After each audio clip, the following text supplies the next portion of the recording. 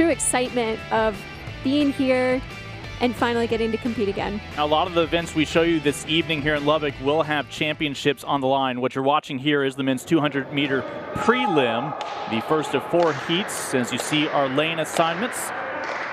We'll also have 4 field events that we will be able to juggle in just a moment as well. We are this now for a second time in the last 3 years here in Lubbock. In fact, Texas Tech, we talk about nuances of the pandemic. You have anywhere from K-State getting in 10 meets, 10 competitions this year, down to TCU, West Virginia, OK State getting in about 3. Some Iowa State groupings only got 1 meet in this year. And when we say groupings, back when you were juggling cross-country season, you almost kind of created different pods within your track athletes. You had the sprinters, the distance runners, and then your field competitors, just to keep them separate so they could go off and compete on a regularly scheduled basis whenever possible. But Texas Tech had 5 meets, and you can understand why they wanted all 5 of those to be right here in Lubbock. Really start to get acclimated. In fact, several Big 12 programs like Oklahoma State have been to Lubbock multiple times in the past month and a half. That's right. And we should definitely also note that this track in Lubbock is at just over 3,000 feet of elevation. It's a 200-meter bank track, so that little elevation boost is going to give a little extra boost to some of our sprint times and might make some of our distance times a little bit slower than normal, because there's definitely an effect on the athletes from that. So again, that's the first of 4 heats. You're not so much racing the 3 guys with you, you're going to be racing the clock. As the goal to qualify for tomorrow night and sprint 200 meters for a Big 12 title.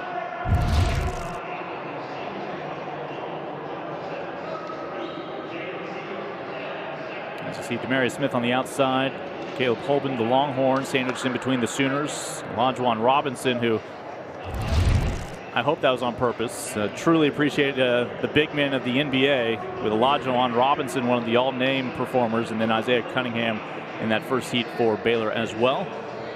And as you can see, those top 2 competitors set a college best time.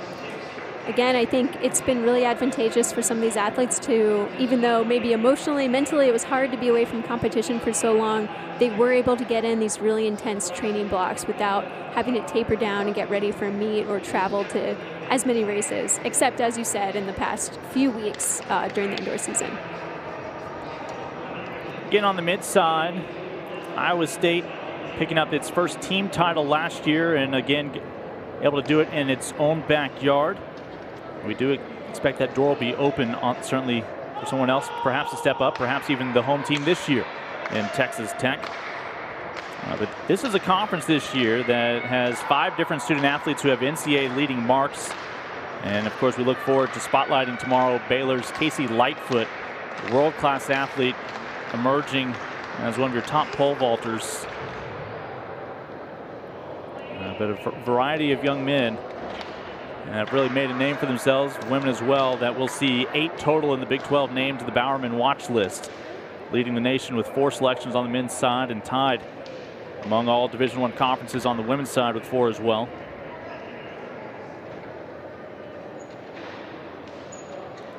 Again, most of our sprints this evening just prelims. But when we dive into the distance runs, that is when gold, silver, bronze, and team points will be up for grabs. We mentioned the women's side is the only official event that's gone complete is the pentathlon, the multi-sport event, in which Texas claimed 10 first-place points, but Oklahoma State, thanks to a nice tandem, has 10 team points as well. As 3 Horned Frogs grace the track, along with the lone Longhorn, William Wright.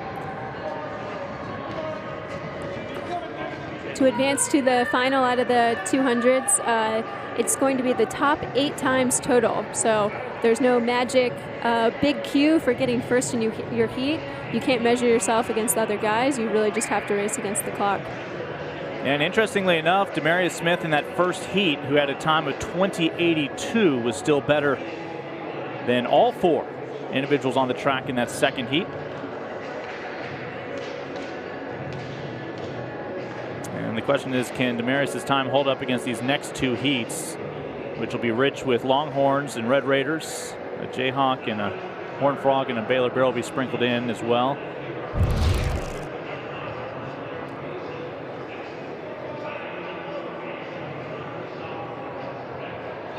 Boy, are we excited to be back in Lubbock and again Manhattan for the Outdoor Track and Field Championships, which we missed out on last year with everything being shut down.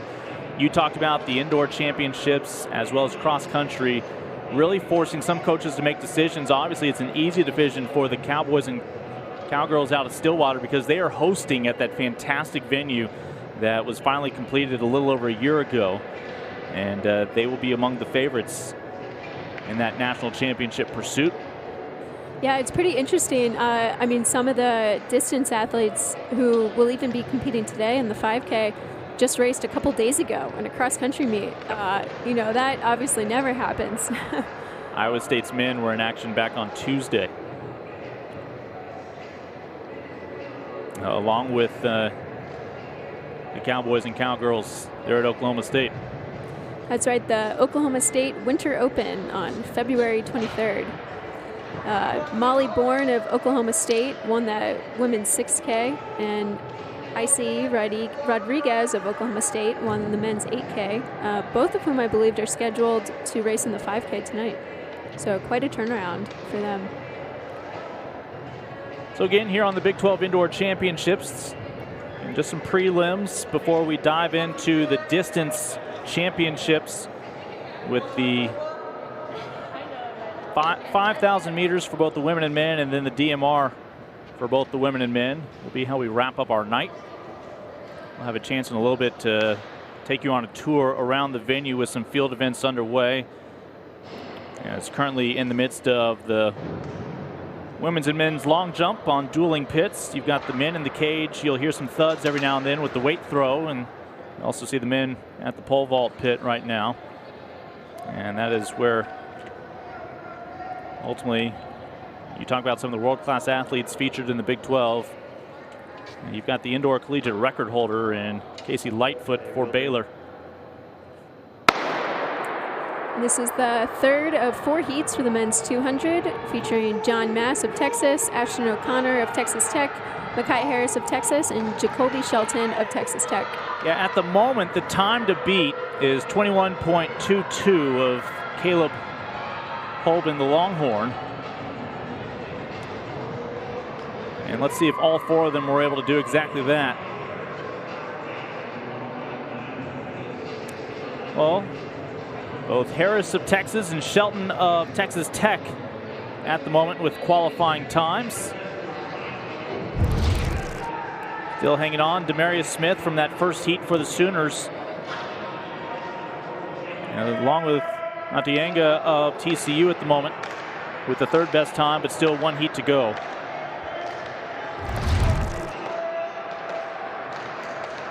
And there might be some dreams shattered in this final heat. Some otherwise hopefuls. That's our last section of the men's 200 prelims on the track now. Cameron Wilmington of Kansas, a true freshman. Daniel Oma of Texas Tech, also a freshman. Kundai Magarunga of TCU, and Camden Jackson of Baylor on the track right now. This will be the final heat. We'll have some clarity as to whom all has moved on to tomorrow's finals. It's so interesting just to see the differences in track during COVID. As you can see, each athlete on the track has their mask on. Up until now, you know, they're practicing their block starts, getting in position, still wearing their masks. And they each have a red box behind the blocks where you'll see they'll put their mask in just before the official start. Yeah, they're used to having the measuring tape and maybe a few other tools to figure out exactly how they want it. But they'll all discard their mask before trying to get that qualifying times.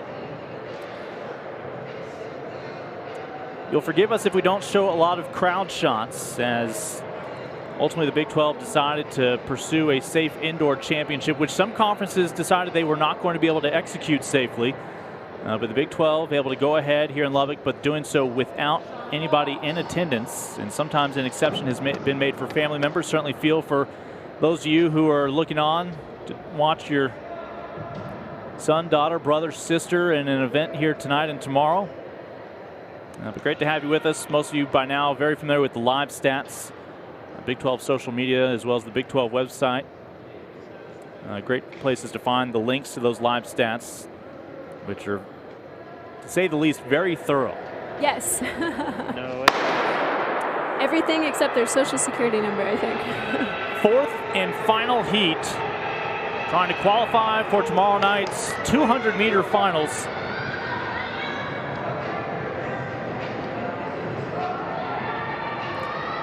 Wilmington, the freshman for the Jayhawks, along with another freshman, Omar, for Texas Tech. On the track, along with the junior for TCU, and a sophomore in Camden Jackson for Baylor. And your qualifiers are going to be led by Harris of Texas, Smith from Oklahoma, Madianga of TCU, Shelton of Texas Tech. A couple of Horned Frogs go 5 and 6. And a pair of Longhorns will round out the field. So you'll have 3 from Austin, 3 from Fort Worth, 1 from Norman, and 1 from Lubbock in tomorrow night's finals. Very Lone Star-centric final. And now we can get a look at the men's pole vault. Definitely one of the more exciting events at this championship. Yeah. I don't think enough can really be said to express how impressive Casey Lightfoot is this year. To clear 6 meters, to break Mondo Duplantis' college record. You know, when Mondo was in college, I think those marks would stand for a really long time. So super impressive from the Baylor Bear. And now you can see our 5K women are on the track. This is the final for the women's 5K. This will be our second women's championship up for grabs today, the pentathlon being the first. And right there at the bottom, Kaylee Logue. Boy, what she has done. Now out of eligibility, thankfully, on behalf of every other campus in the Big 12 in cross country. But what a dream finish it was for her. The Kansas native who had won so many state championships just outside of Lawrence went back to that home course in a sense for her and claimed her final Big 12 individual title in cross country as well. Of course, she still has more titles to pursue here on the track, indoors and outdoors this year. Yeah, Kaylee Logue, definitely one of the top runners in the NCAA. She actually led a pretty exciting Iowa State sweep in this event last year. She's a 7-time individual champion in cross country and track. She is the defending 5K champ here from last year in Ames.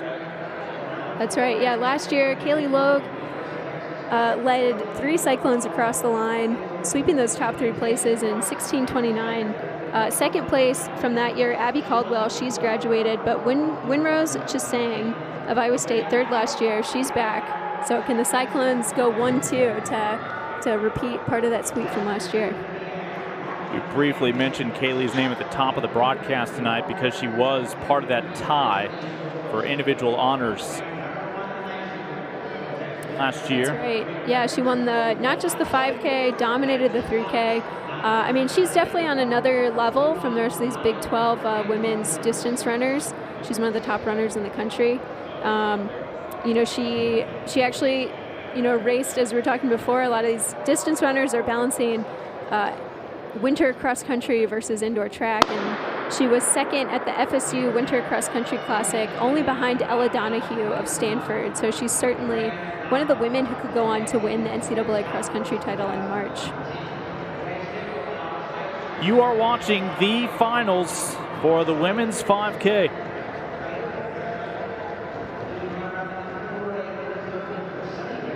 And the Big 12 championship meet mark was set a little over a decade ago now, back in 2010 at 15 minutes, 41.57 seconds from Lisa Cole. And there's 13 women in this field today. Madeline Vondra of Texas, Molly Bourne of Oklahoma State, Kaylee Logue of Iowa State, Dana Fayen of Iowa State, Antigone Archer of West Virginia, Beth Ramos of Texas, Marianne Abdallah of West Virginia, J.B. Schoffelberger of Kansas State, Ava Peoples of Texas, Grace Dickel of Iowa State, Lily Jacobs of Baylor, Lona Latema of Kansas, and Winrose Chisang of Iowa State. As they make their first venture around the oval here today. And that's Maddie Vondra of Texas up front. She's running as well this season as she ever has before. Recently clocked a 16:30 5K. So certainly someone, she was 4th last year in this event as well. So she's definitely looking at those top 3 medal positions. I think it was funny when they first shot the firing gun and the starting gun and she was off the line. She kind of looked around a little bit like, wait a minute, isn't Kaylee Logue supposed to take the lead here? So I don't know if she's totally comfortable up front. She probably wants to sit on Kaylee. Yeah, how often do we have a pack shot? And fair enough, Kaylee's not in it, but that's because she's so far ahead. But we will see what the mindset here is as Cyclones you see running together, starting to make the move. Vondra right now for Longhorns out front. That's Molly Bourne for the women of Stillwater, senior and sophomore respectively.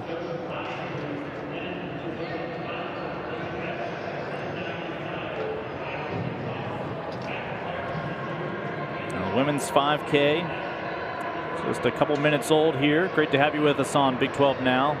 We'll get an earlier start to our coverage tomorrow when it's just non-stop crowning of champions throughout the day. And perhaps another title will be headed to Waco, courtesy of Casey Lightfoot. Now, as accomplished as this young man is with his resume, remember last year when he set the new standard, he actually did it in a tie, and yes, a tiebreaker went his way. Could be another great battle with a young man from Lawrence and Bradford, but we will see exactly how that plays out. It was a matter of who had the most misses, separating the gold from silver. That's right. Lightfoot has kind of stepped up his game by a lot this year, I would say, but you know, never count anybody out in the pole vault. Anything can happen. A lot of factors at play in that event. Of course, Casey won't enter the pole vault until a little bit later in the competition. Right now, that bar at a height of 4.98. And now in the women's 5K, that's Molly Bourne of Oklahoma State leading the charge with Kaylee Logue just behind her. It's really great to see Molly Bourne back competing again. I know she missed the October Big 12 cross-country championship. She had gone through some injury problems at the end of the summer, early fall.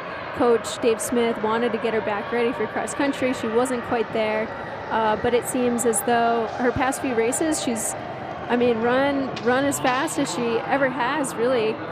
Opened the season at the Cyclone Open with a 9:19 3K, only 9 seconds off her personal best. Got second at that FSU Winter Classic, so I think she's certainly in good shape. I mean, Kaylee Logue is a tough competitor, but regardless, really excited to see Molly back out there again. Molly Bourne took the lead at about the 1,000-meter mark. About 1,200 meters now under the runner's belt. Kaylee Logue stalking her at the moment. Madeline Vondra in third. Your 3 leaders right now in the women's 5K. Lincoln Rose, JoJo Gretschel, great to have you with us, along with our crew in Lubbock. Second time in 3 years. There you see the prize. They'll take a few more laps around those trophies. Women of Oklahoma State would love to capture that, as would the women of Ames, but it's Texas, your 3-time defending champions. And it looks like our top 3 women are starting to pull away. Maddie Vondra is not going to let Molly Bourne and Kaylee Logue make this a 2-woman race. She's right there, as she should be. They're clicking off about 39 40-second laps right now, which is about 16:20 territory. Maddie Vondra's PR is a 16:30, but she knows she can definitely step it up a little bit today. So good for her for having that game face on, staying with it. Her Texas teammate, Beth Ramos, a junior for the Longhorns, she's leading that chase pack. And right now they're about 4 to 5 seconds behind that lead group. Yeah, Winrose just sang, and fan the Cyclones back in that pack behind Ramos. But right now, Molly Bourne, Kaylee Logue, Madeline Vondra, your top 3, and perhaps that will be your medal stand. We have yet to see Kaylee Logue even flirt at taking that lead position. At what point will she make her move? The favorite, based on her resume, both in cross country and as your defending champ here on the indoor track. Yeah, for comparison's sake, Kaylee Logue has run a 15:40 before, so she's about 50 seconds faster than Maddie Vondra has ever run. Although I didn't realize this, but Molly Bourne has actually not broken 17 minutes for 5K before. So on paper, she is pretty accomplished, just hasn't gotten under that 17-minute barrier yet, which I think she's more than capable of doing. Again, for Oklahoma State, this is already their third time in the past month and a half to be running on this track in Lubbock. As hard as it was for some meets to be executed properly, several teams, knowing that the Big 12 Championship would be back here for the second time in 3 years, took advantage to participate as often as possible. Again, Tech hosted 5 different meets here during the indoor season. And they're 6:38 through 2K, so that was a 5:19 through 1600. So they're staying right on pace with those 39-second laps for 200. Definitely looking really comfortable still at this point in the race. Again, the men's 5K will, of course, follow this. And then tonight we also have the women's and men's DMRs, the distance medley relays. First time we'll see a total team effort on the track, looking for more team points. Oklahoma State as a team for the women, again, limited sample size, but tied with Texas for top honors at the moment. One event in with the pentathlon complete with 10 points apiece. As Bourne, Logue, and Vondra still holding to their own. Logue has yet to attempt to make a move on your current leader, Molly Bourne.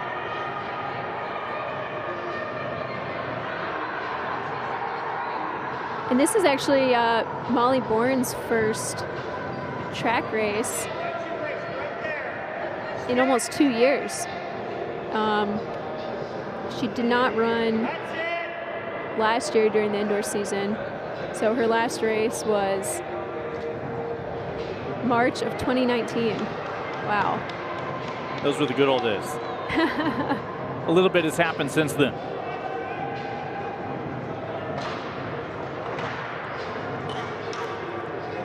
A little bit under 8 minutes for 2,400 meters for Bourne, Logue, and Vondra. Another point of comparison for Bourne and Logue.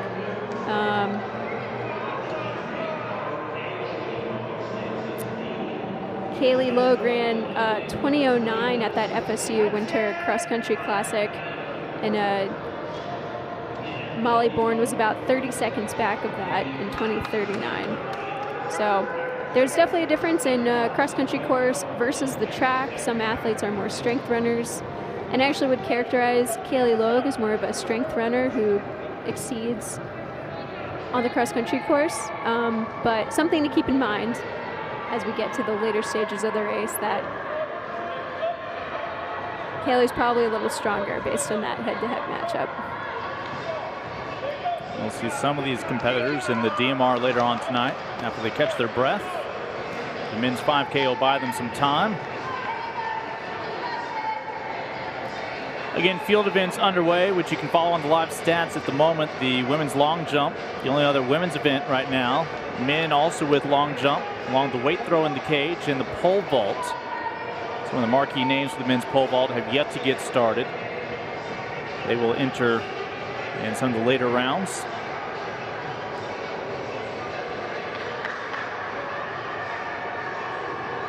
Vondra still trying to hang on to those top two.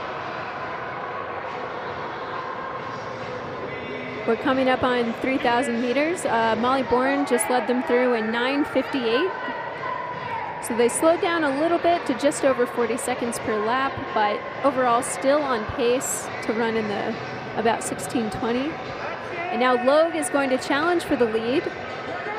10-minute mark is when Kaylee Logue makes her move. Will she ever relinquish this? If not, she will repeat her feat a year ago in Ames, taking the gold here in Lubbock, and she passes Molly Bourne.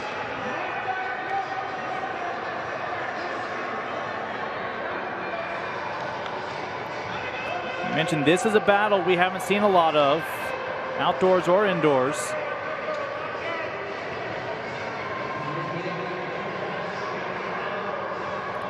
We'll mention your top athlete outside of this trio, Lily Jacobs for Baylor, a freshman, with a nice showing. A couple of Cyclones and a Wildcat in that pack as well. And we should mention that Kaylee Logue is also entered in tomorrow's 3K final. So if she were to win both events, as she did last year, I think that puts her in pretty historic territory.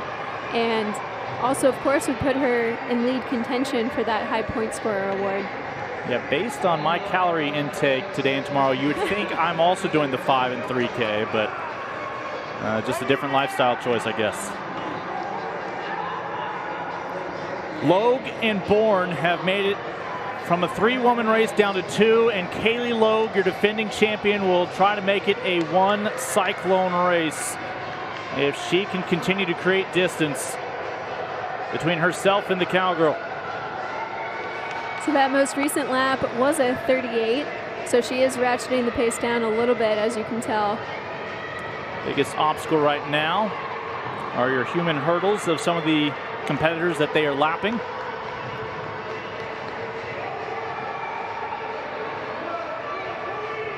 That's right, and I mean, those girls aren't even that far behind. You know, that's about 10th place that they're lapping right now. Already started lapping some of their own teammates.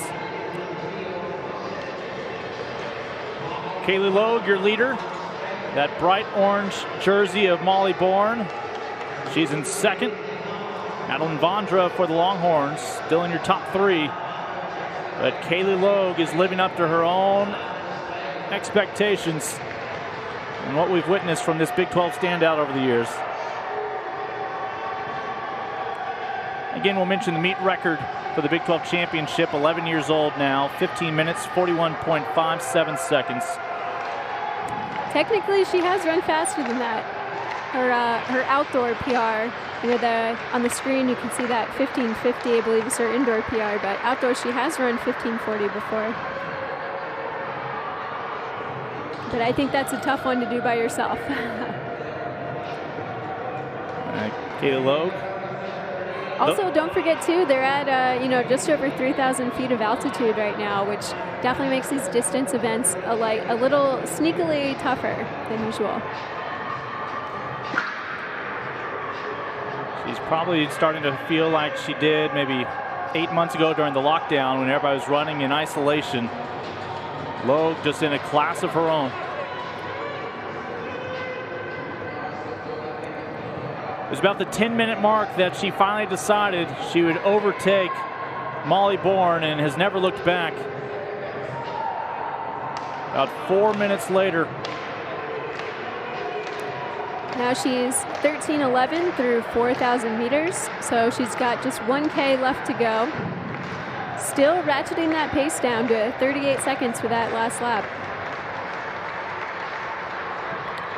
Again, on March 15th, we expect to see her back outside in Stillwater competing at the Nationals. No regionals this year.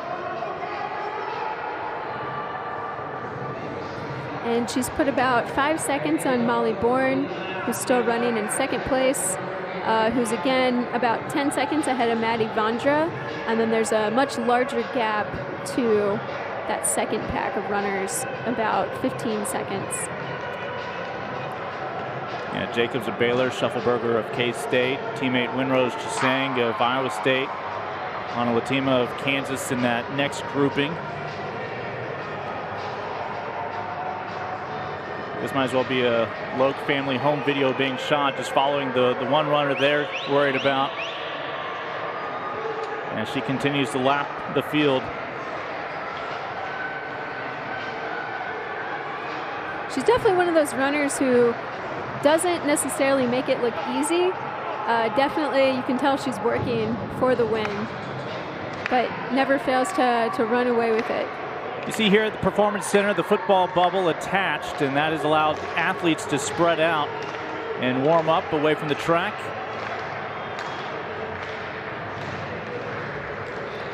As you see what is left separating Kaylee Logue from another, what would be an 8th individual Big 12 championship in her long distance career. Final lap for Kaylee Logue.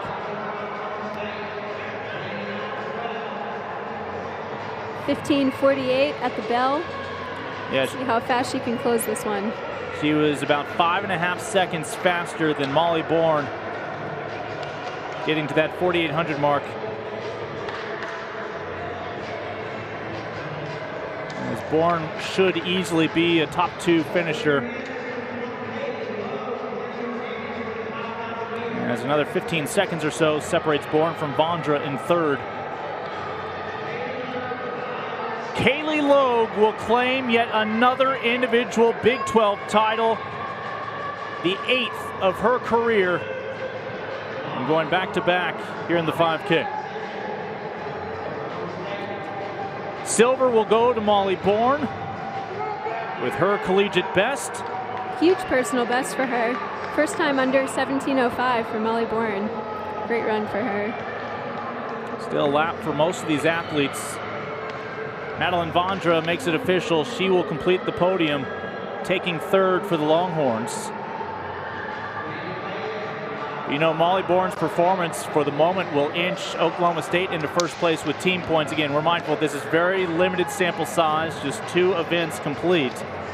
But it's always nice to wake up going into day 2 and seeing your team, you're at the top. And Kaylee Logue runs her race, a time of 16:27.10. That's the fastest time in the Big 12 this year. A great run for Kaylee, halfway to repeating her double gold from 2020.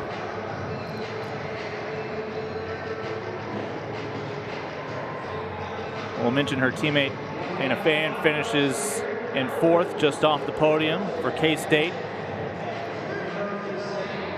Schuffelberger finishes 5th. Lily Jacobs for Baylor will take 6th. Wow, and that says it all. That's the pain of the 5K right there. Not an easy race, especially at altitude, especially in indoor track when the air is so dry. The 3K tomorrow, I'd like to just kind of get out there and race again, have a lot of fun with it.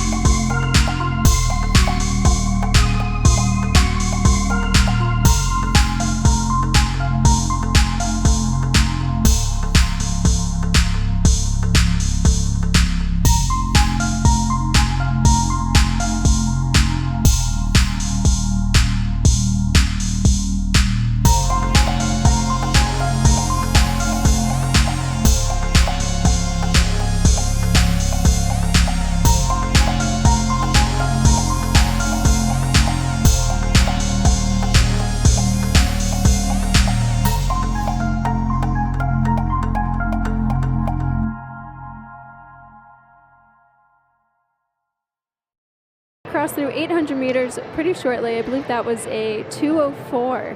So that's 4:08 mile pace. These guys they're willing to let him go. Again, we mentioned he is without those some teammates in Mitchell Day, Milo Greeter, and of course Thomas Pollard, son of the athletic director at Iowa State, as they are focused squarely on cross country. And women's long jump.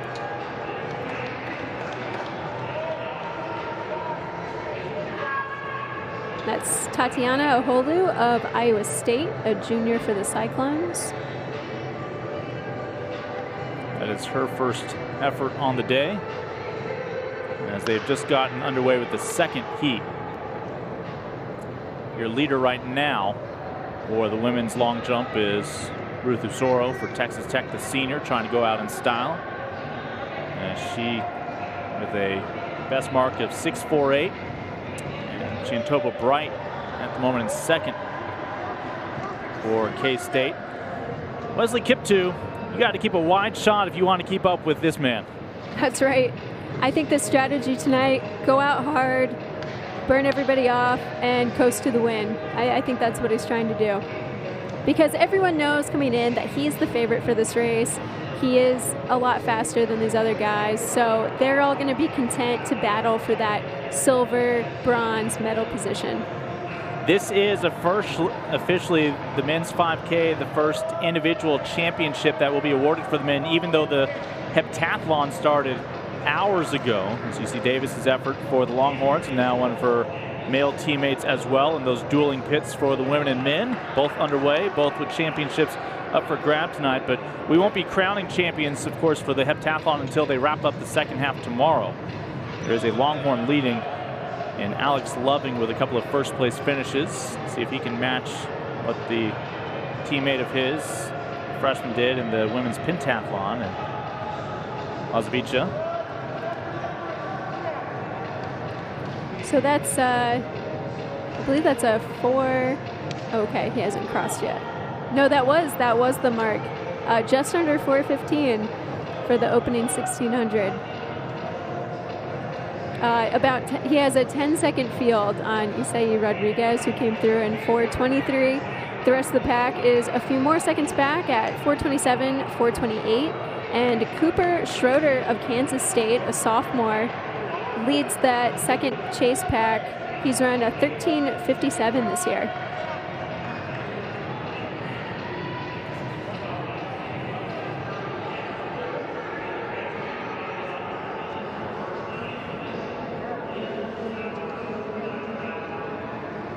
It'll be interesting to see. I think maybe the guy with the hardest job is Isai Rodriguez, who always chooses to go after Wesley Kiptoo, or in years past, Edwin Kurgat. But then he's kind of stuck in no man's land by himself, right? Whereas that chase pack has a whole group of guys to work together to try and pick him off. One day we'll have the technology to show you the shadow of Kurgat on the track and where Kiptoo would be matching up with that kind of pace. But you talk about a guy who really big shoes to fill, and he stepped in unintimidated, has been up for the challenge for the men out of Ames. You know what I'm wondering right now? How cold must it be in this facility? Because he's wearing gloves right now. That cross-country runner mindset. So he's run 13:43, as you can see on the screen, for 5K, which makes him the fastest man in the field by about 10 seconds. Isai Rodriguez's personal best time is at 13:52. He's run 14:12 so far this year. Kiptoo right now 12 seconds better than Rodriguez, and Rodriguez right now has second place all to himself by a matter of about 7 seconds, and then you have a tight pack.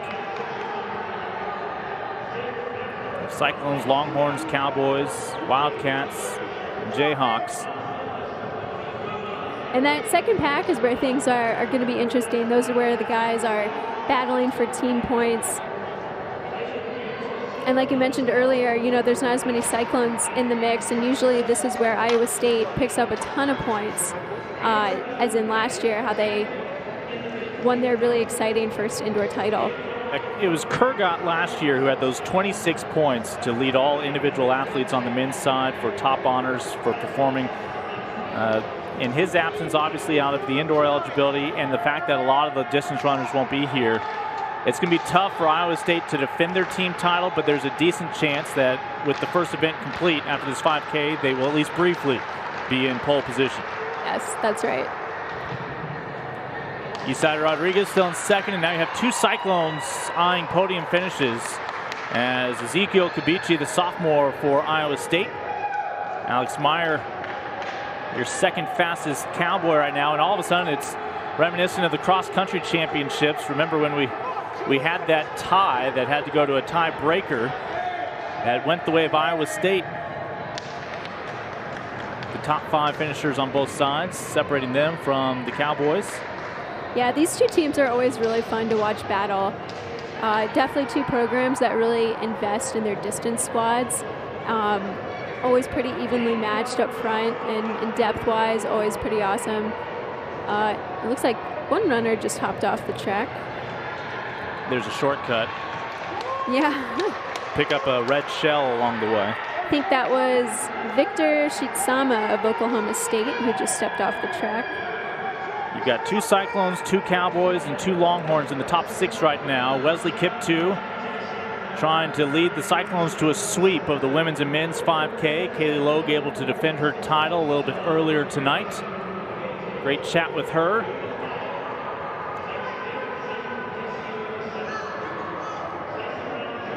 I'm always impressed with these distance runners when we track them down for interviews, how composed they are. You know, most of us, when we were 18 to 22, even if we hadn't taken more than 3 steps, would not be as eloquent and composed as these student athletes. Well, they're used to this. Not only aerobically, but it seems to be the same names winning a lot of these races. As Wesley Kiptoo still going strong. He has relaxed a little bit from that blistering early pace of that 4:14 opening mile. Still coming through 3,200 and 8:39.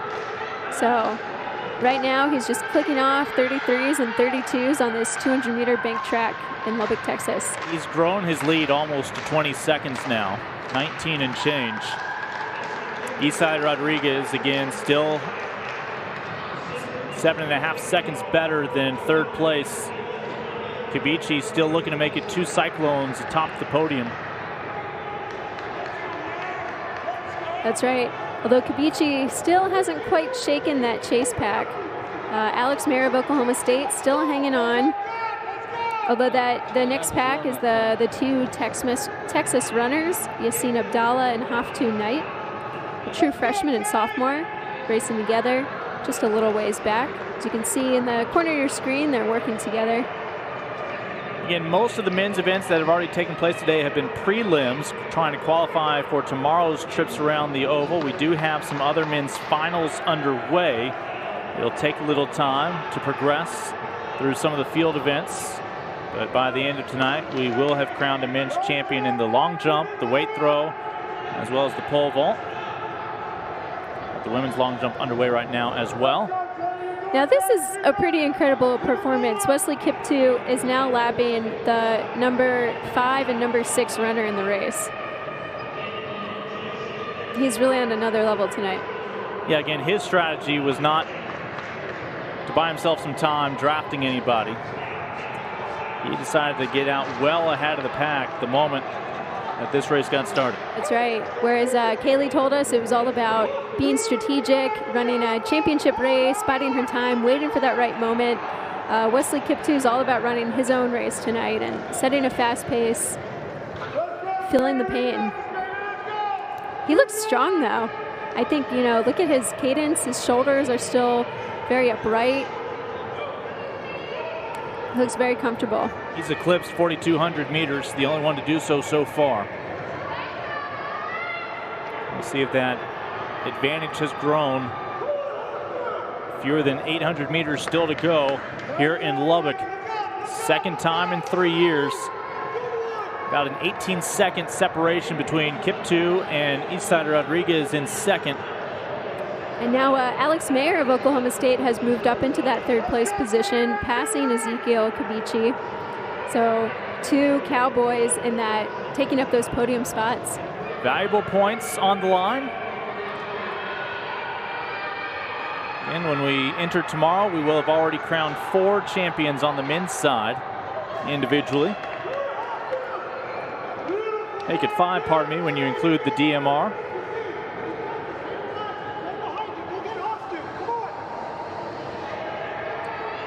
Again, we introduced you to Wesley Kiptoo this past fall, and we were just outside of Lawrence on the north side of town for the cross-country championships. had the burden of replacing the productivity of Edwin Kurgat.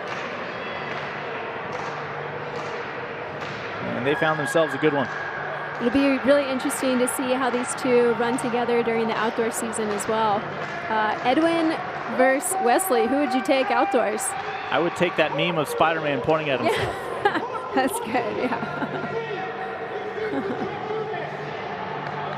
I think Mr. Kurgat still has a little something in the tank. You've got the bell. That's for Wesley Kiptoo, the junior. Inside of 200 meters, perhaps his first Big 12 indoor individual title. It would be his second Big 12 championship of his young career. Carrying on that incredible Cyclone legacy in these distance events. And this podium finish, at least the top two, is going to look a lot like the cross-country season. Wesley Kiptoo, the first to cross, claims his first Big 12 indoor track championship, claiming the 5K, a time, a Big 12 best on the year and a career best for him, 13:42.52. Isai Rodriguez will take second, and the question is, will that third spot go to a Cowboy or a Cyclone? Second time in the past few months, Rodriguez will come up second to Kiptoo. And as for the question of Mayer or Kibichi, it's going to be Alex Mayer for Oklahoma State taking third. Kibichi will take fourth, just off the podium. 13:42.52 is the number 11 time in the nation this year. And actually, it might rank a little bit faster than that just because they're at altitude right now, so you get a little extra help with the conversion there. So great run by Wesley Kiptoo. As of the rankings right now, that time would qualify him for the national race in cross country back in the fall. Now I think we've got things worked out on our end. Congratulations, Wesley. How does it feel to win a Big 12 title tonight? It felt good. Yeah, I prepared for it, and it's my first 5K, this year. So, yeah, I'm very happy winning the title today. Did you come into tonight planning to kind of run by yourself and aim for a... Maybe cross country. Maybe cross country? Okay.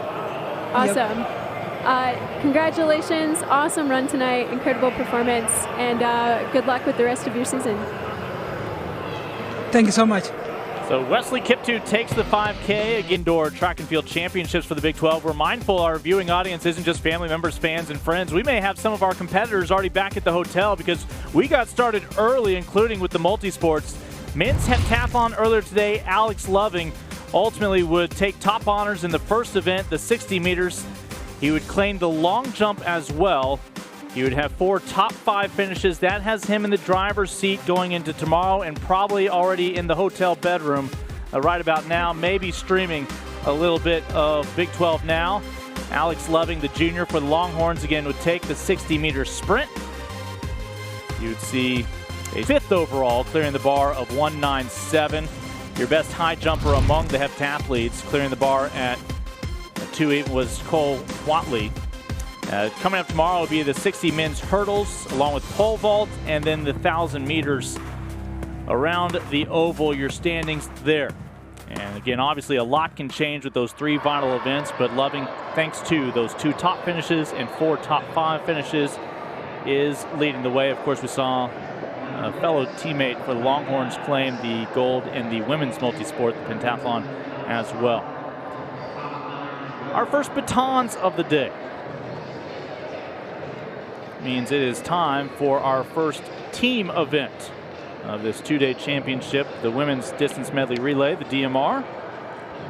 I always love the distance medley relay. This event is so much fun to me. It's always so interesting to see which athletes, because teams have to be really strategic about what leg you're putting your athlete on. Usually that final 1,600-meter leg is kind of the deciding factor. The joke is like the 1,600 is the only one that matters, but obviously you do have to keep pace enough to where you're not totally out of the race. Especially in the Big 12, there's so many mid-distance events with the 1,000 meters, the mile, the 800, the 600-yard. that athletes, these mid-distance type athletes, and this first leg right here, these women are about to run a 1200, which you only ever run in that first leg of the DMR. So it's just interesting to see how teams and coaches decide how to split their athletes. He has not attempted a jump as of yet. As again, understandably a late round entry here.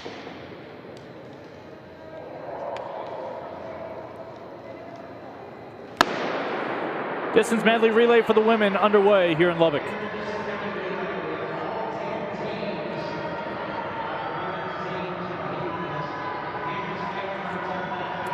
We have all of our teams out here. Now again, it's interesting to see which women were chosen for this first 1200 meter leg. I see Aaliyah Miller of Baylor, that top 800 meter runner, a 202 girl. She's been chosen for this first leg, as well as for West Virginia, Haley Jackson, who's also a top miler. So instead of putting them on that anchor, they're going ahead and going on that first leg. It's also interesting because I noticed Aaliyah Miller, I felt like she barely qualified for the 800 final. Now maybe I was just watching it wrong, but she only grabbed that final lowercase q to qualify for the final. She didn't run away with it, even though she by far had the best time in the field and should be the favorite for the 800. So that surprised me, but maybe she was saving her energy for this relay. Casey Lightfoot already is literally in pole position after his first effort in Lubbock today, and I would say that's clean.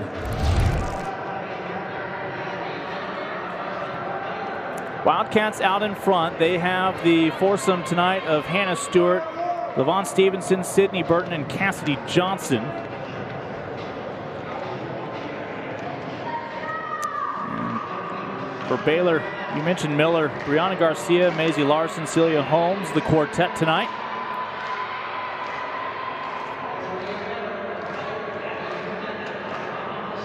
Now Aaliyah Miller is going to start to take off and try and give the Bears as much of a lead as possible.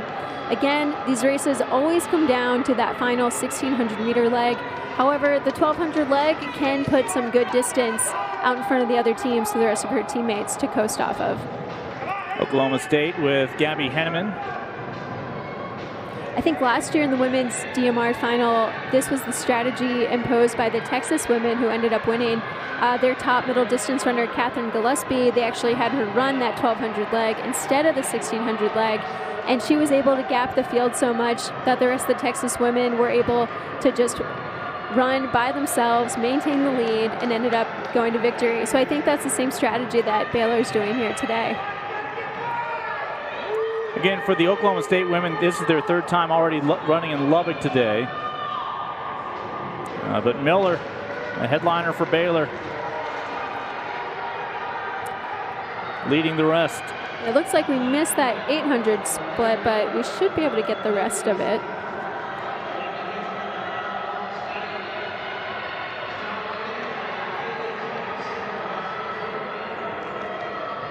And Miller will be busy tomorrow with a variety of events as well.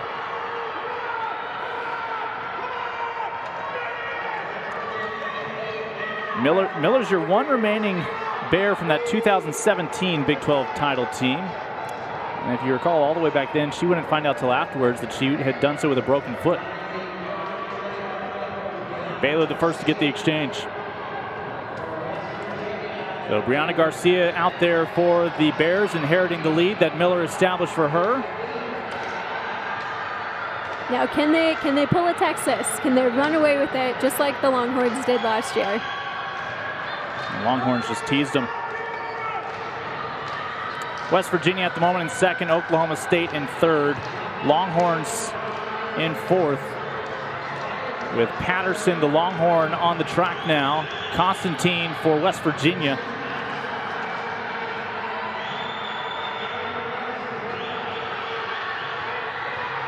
Oklahoma State is closing pretty well on second place too.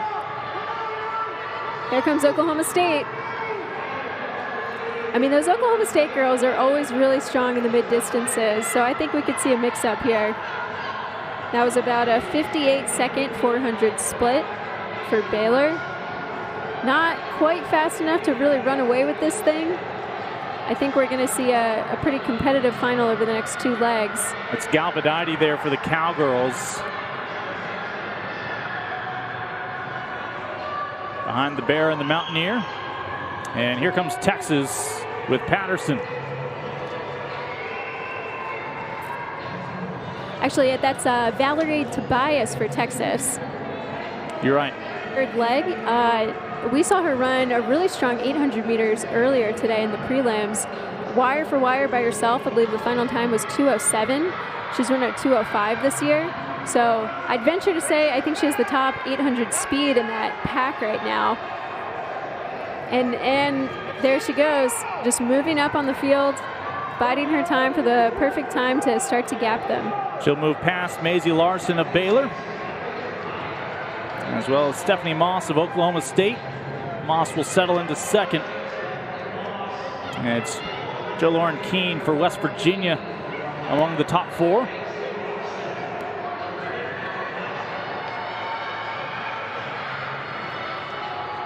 Now, back-to-back 800s in the span of maybe 90 minutes is not easy. So Valerie Tobias might have a 2:05 PR, but I'm not sure she's going to run a 2:05 tonight. The rest of those girls are still right there with her. That's Stephanie Moss of Oklahoma State riding her shoulder. Well, note we have had a men's field event go final, men's long jump. Jalen Seals with the effort of 7.69, a Big 12 best this year and a season best for him, the senior, going out in style as a Big 12 champion in the men's long jump. That has Texas Tech claiming some valuable team points in second behind Iowa State, thanks to the effort of Kiptu a moment ago. There are your results for long jump, your podium of Seals, last year's standout freshman Neugebauer, and then Allen for the Sooners. Looks like that was about around a 2:10 split for Valerie Tobias. Really strong split. And this is Claudine Blancafor on the anchor leg. Can Texas make it 2 in a row?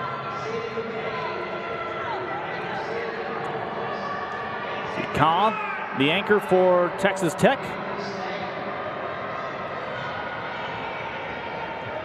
Claudine Blancafor is a junior for the Longhorns. She's run a personal best of 4:31 in the 1500 meters. And we saw her recently, though, ran a 5:01, so that's probably more the kind of shape she's in right now. also a factor into the cross-country effort for Texas. And she is ahead of Taylor Rowe, another cross-country standout in her own right for Oklahoma State. But you see the separation there. Yeah, Taylor Rowe comes in with a recent PR in the mile from the Woo Pig Classic of 4:39. So I think it's probably just a matter of time, unless Blancafor is going to make a really big breakthrough today. I think Rowe's going to close this gap pretty quick. But of course, as the second place chaser right now, she's also leading West Virginia and Iowa State right along with her. So definitely, I think this race is up for grabs between these top four teams right now.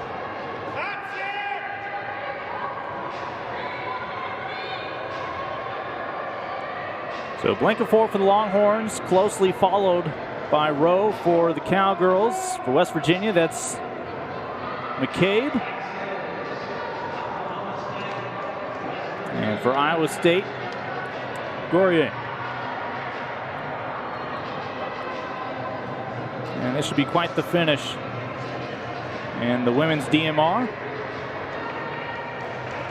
championship on the line. So based on paper, it looks like Taylor Rowe by far has the fastest PR in the bunch. And I think that's probably why she's just relaxing in second place right now. She's confident in her kick, knows she's, I mean, maybe she hasn't memorized the PRs of everyone in this relay, but I think the good money's on her to outkick at the end. Looks like Alexis Gourier of Iowa State right now moving into third. Her best mile time's a 5:08.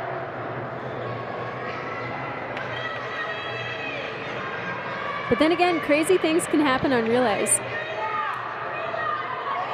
And actually, that is Gourier moving into the top position. But Taylor Rowe still hanging on, just biding her time. LeBlanca Four now moving into fourth, and she's just going to try and hold on to that fourth place position, make sure the Longhorns get as many points as they can, and not give up that spot. Through 4 events on the women's side, Texas Tech on their home track today is your leader with 28 points thus far. Oklahoma State as a team is in second today on day 1 with 23 points. Baylor in third with 20. Cyclones in fourth with 19 points. Your 3-time defending champs are all the way back at the moment in 6th place as a team through limited events so far. In case you didn't believe me. And here goes Taylor Rowe. Sealy McCabe still right there for West Virginia. Now these girls are going for it. A battle for the championship here in the final women's event to get started tonight. Kaylee McCabe right now behind Rowe.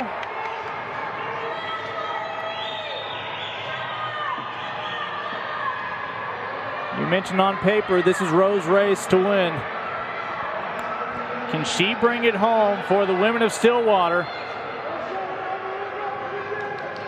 Here we go, final 100 meters. Taylor Rowe. Taylor Rowe, Kaylee McCabe. 1 and 2 here in the women's DMR.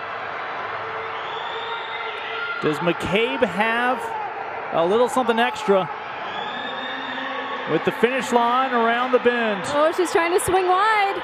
Here we go into the home stretch. Who's it going to be? Kaylee McCabe on the hip. Kaylee McCabe looks to take the Big 12 title for her teammates. Unofficially, it's West Virginia with a time of 11:21.35. Oklahoma State 11:21.42.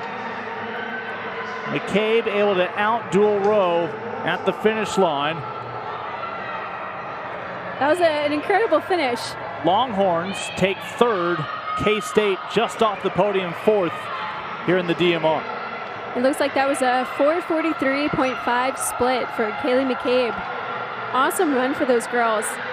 You know, at the beginning I said Haley Jackson was the best miler on this team, and it was interesting they decided to put her in the 1200, but obviously they made the right decision.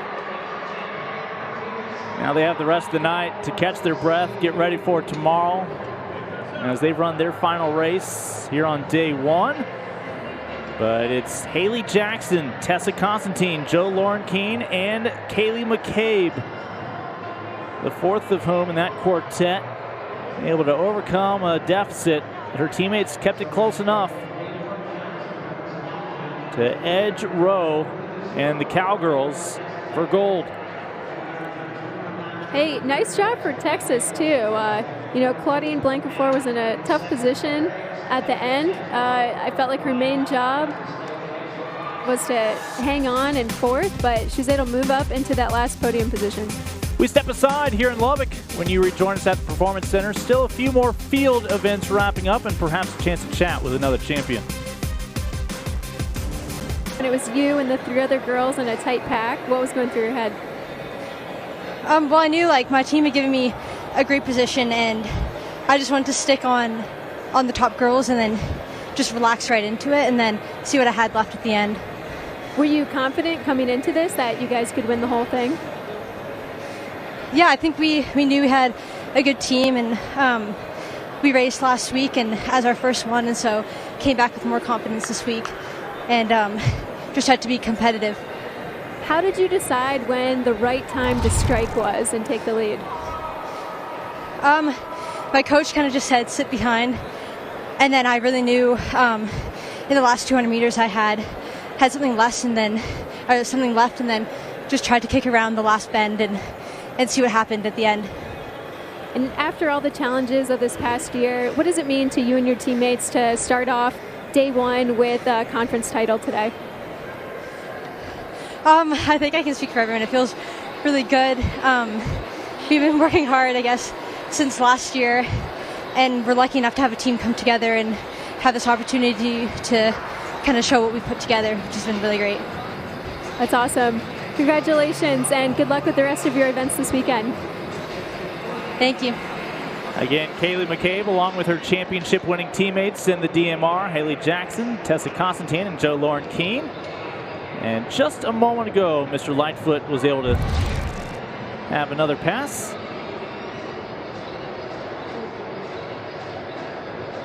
That's how The pole vault's a nerve-wracking one, I think. There's a shortage, I was told, this past year of those poles. So many people were going to grocery stores with them just to maintain proper distance from other people in the cereal aisle. There you see Lightfoot, the last to join the fun on the men's pole vault today, but quickly launched himself on his first effort today to the very top, despite some career bests from some of his competitors in the field. And again, Lightfoot became the first college man to clear 6 meters indoors very recently. It would be incredible to see him repeat that feat this weekend. And you see now a teaser of the final event to start tonight. Not necessarily the final event to finish, but it is the men's DMR.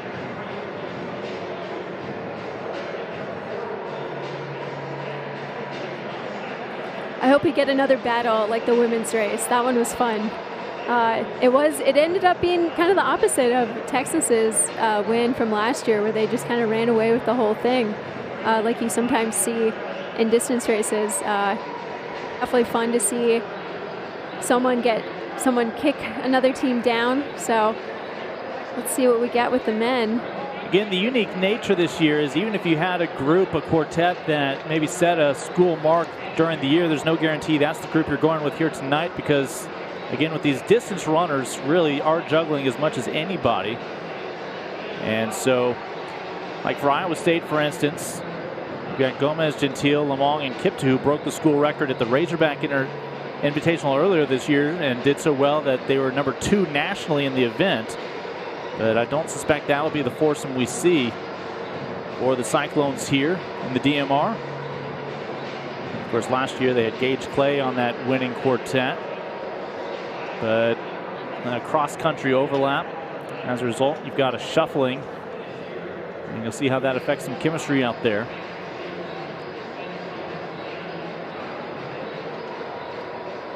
The teams that posted a time: Iowa State, your top-seeded squad; Texas Tech second; Longhorns, your only other program with a seeded time this year here in the DMR.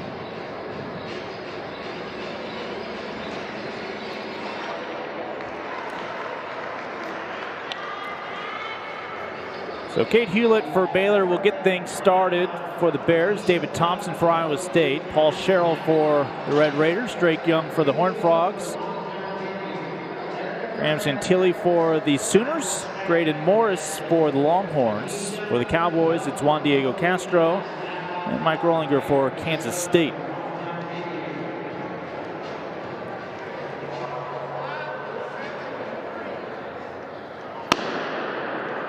Men's team standings, only 2 events have been completed so far here on day 1. It's because of the previous men's distance run, the 5K, won by Kiptu, that Iowa State's in the lead with 15 points, tied with Texas Tech. Oklahoma Point back is in 3rd, tied with Oklahoma State.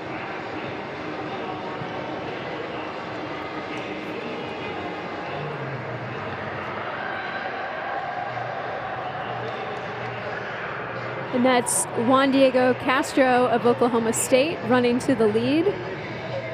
Now he's one of their star runners who's recently gotten back into form.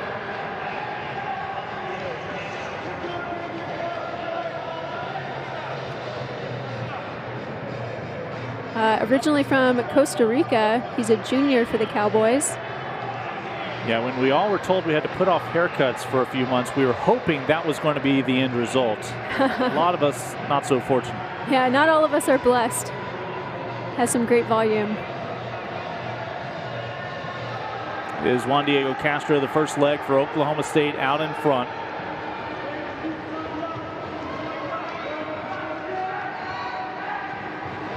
And he's run 148 for 800, 349 for 1500. So definitely got that middle distance speed background. Paul Sherrill for the Red Raiders here at home in second, but making a move there a moment ago. Graydon Morris closing in on second, but Diego Castro is going to try to give Justin Long of Oklahoma State as much margin to work with as possible. And Graydon Morris of Texas is going to pass into second, try and hunt down Castro for the lead. Texas Tech hanging in there for third. You know who I'm thinking about in this race? We say the 1600 is kind of the make or break leg for the whole DMR. And Takadine Hideli on that anchor leg for Texas Tech. I think it's all going to come down to him. We saw him basically toying with the field in the prelims earlier. I just have a feeling that's what's going to happen here tonight. Unless he is not entered as the anchor leg. We just glanced at the anchor. That's going to be E.J. Rush. Not going to see.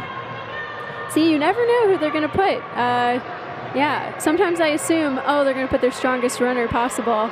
But he's saving it up for tomorrow's individual events. Juan Diego Castro just taking a tour of the Sports Performance Complex here in Lubbock. Second time in 3 years we'll crown a Big 12 champion here. In a moment, he'll be handing off to Justin Long for that second leg for the Cowboys. So that was about a 3 flat split for that 1,200-meter leg. Or 3:01.91. We have our official results up and running now. And again, a clinic still being put on at the men's pole vault. Casey Lightfoot will be tormenting the rest of the Big 12 for another year in the indoor sport. I mean, a guy like Casey Lightfoot is probably starting to think about making the Olympic team and how he could do in Tokyo this summer. That's how good this guy is. We have a nice battle right now. Texas passing for the lead on the 400-meter leg. Tees Norcha will try to get it to Cruz Gomez for the third leg, and Texas with a cleaner exchange allows Gomez to get a quicker start than Alex Stitt. That was a 46-87 split for Norte of Texas. And now we have a 3-man battle for this 800. Texas Tech finding his way back to the front. Deshaun McGinnis. McGinnis was the 400 leg, so now right. That's Sven Seppes leading Cruz Gomez and Alex Stitt.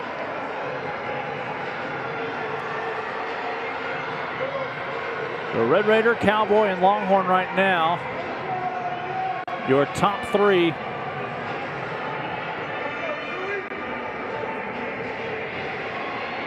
With A.J. Green of Kansas in fourth place, trying to make up that gap.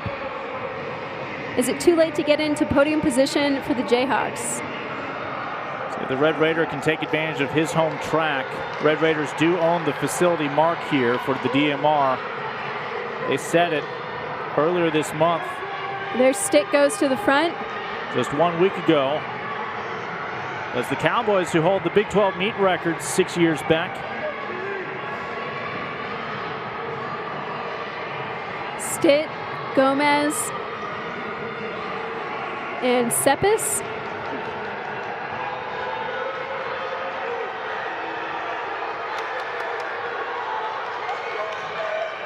Rounding this bend into the straightaway to the exchange zone, it's going to be Gomez trying to make that pass to John Rice, and it is going to be Gomez finishing strong. John Rice of Texas now leading this anchor leg, and that was a 1:51.75 split for Cruz Gomez. Not only a strong leg, but very well executed tactically. You know, he had a lot of pressure from those two other teams. And now it's all down to the 1600, as always in this race. John Rice looks like he's relaxing things up, slowing things up a little bit. He wants to sit on Oklahoma State and try and kick by him. I think that's the strategy. Ryan Schuppe take the lead. I think the way that we saw Kaylee McCabe execute that win in the women's DMR is how everybody wants to play in the mile or in that anchor leg of the DMR. You don't want to be leading the whole time unless your stratosphere is ahead of everyone else in the field. You want to be the one on the shoulder, so when it is that final 200 meters, you have the most energy and you can kick by. Because whoever's leading in these mile races usually is spending a little bit more energy being out front. Saw 2 go by for Iowa State. That is where in a normal year you might see Wesley Kiptoo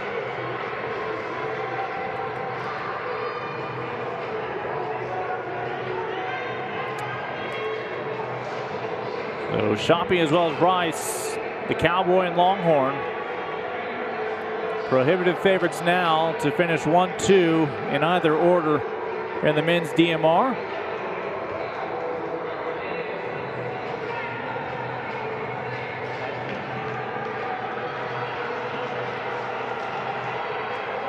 And on the men's side, Texas Tech right now in team points with just a handful of events complete here on this first day are tied for first with 15 points. Oklahoma State is 1 point back. Obviously, this would launch the Cowboys to some top honors if they can hang on. So Ryan Shoppy, our leader right now for Oklahoma State in the orange, is actually a true freshman. So impressive run for him right now. He's one of this class of 2020 high school seniors who is making his college debut this season. It's interesting to think about guys like this because, you know, I think there are some unforeseen benefits of being out of competition for so long, especially as a high school student. You have a lot more time to just jump straight into your college training program, pile on the mileage, experiment with different things. Obviously, he's in a high-pressure situation right now on the anchor leg at the conference championship and is executing really strong.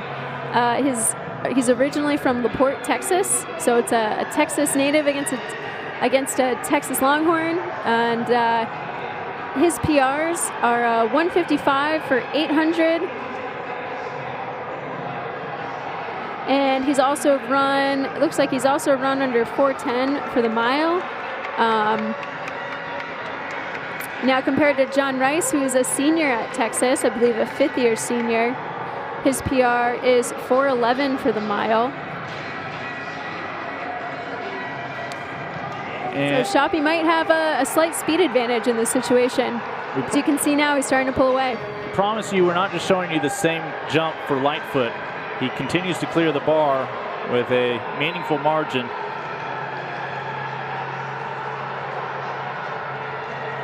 Already has set the new Big 12 championship meet record.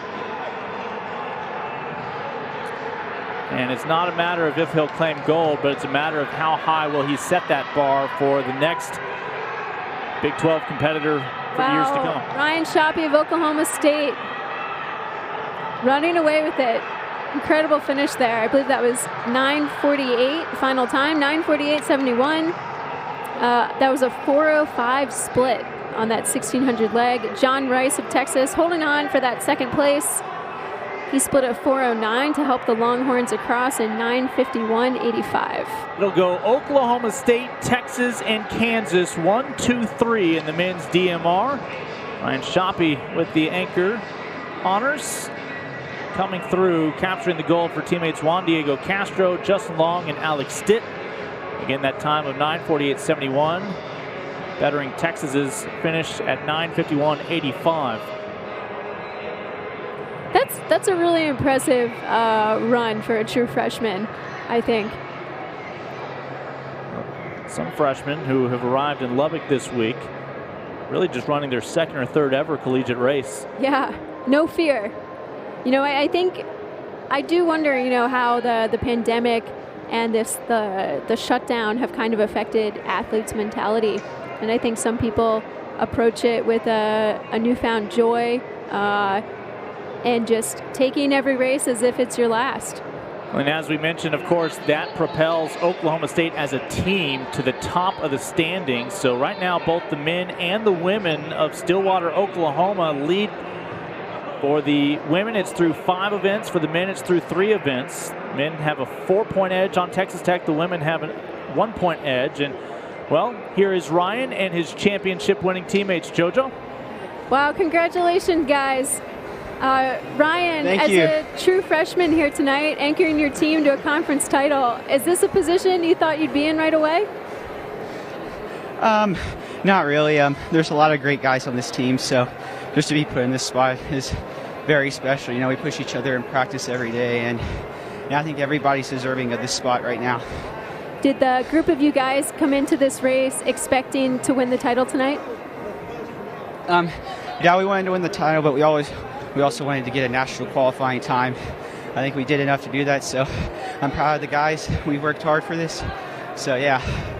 And given all the challenges of the past year with the pandemic, what does this moment mean for you guys? Oh, it means a lot. You know, we put a lot of hard work into it. You know, been staying safe and wearing masks everywhere, social distancing in practice. So we've worked really hard to stay healthy, and it's paid off the past year. Does this feel the way you thought it would feel when a year ago, thinking about coming to Oklahoma State? Yeah, you know, I dreamed of winning Big 12 titles with Oklahoma State. So we got nationals coming up in a few weeks. So, you know, we're going to go back, practice, and get ready for that.